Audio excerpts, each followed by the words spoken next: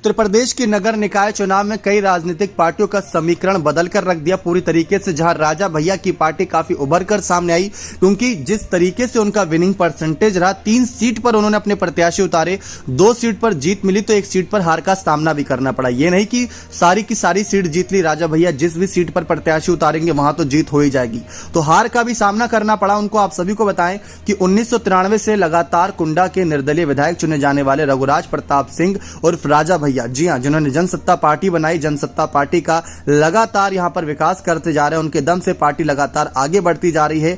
निकाय चुनाव में पार्टी की सहभागिता भी यहां पर साफ नजर आई, जहां कुंडा तहसील के और साथ ही साथ कुंडा हीरागंज डेरवा नगर पंचायतों से यहां पर उनके प्रत्याशी उतारे गए। अपने प्रत्याशी को जिताने के लिए राजा भैया ने खुद यहां पर समर्थकों के साथ प्रचार किया, लेकिन यहां पर 2 ही सीटों पर जीत मिली, 1 सीट पर हार का सामना करना पड़ा।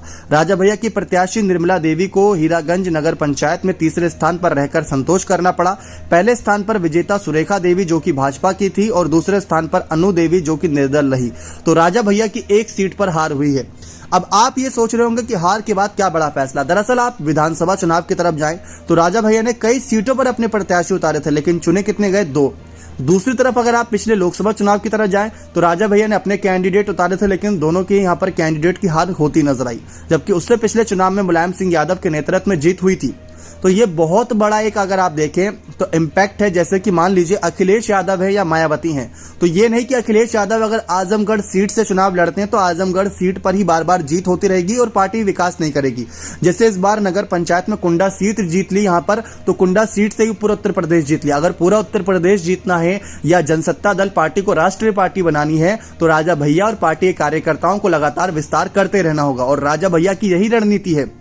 अगर आप देखें, पार्टी को जीत मिली, 3 में से 2 सीटों पर जीत मिली, इसके बावजूद सोशल मीडिया पर राजा भैया का ना कोई ट्वीट और ना ही कोई पोस्ट नजर आया। तो ज्यादा जीत का जश्न नहीं है, क्योंकि उनको पता है कि वोट परसेंटेज कितना उनके हिस्से में आया है, और कुछ जगह तो धांधली की खबरें भी राजा भैया के भाई पर आरोप भी लगाए गए थे।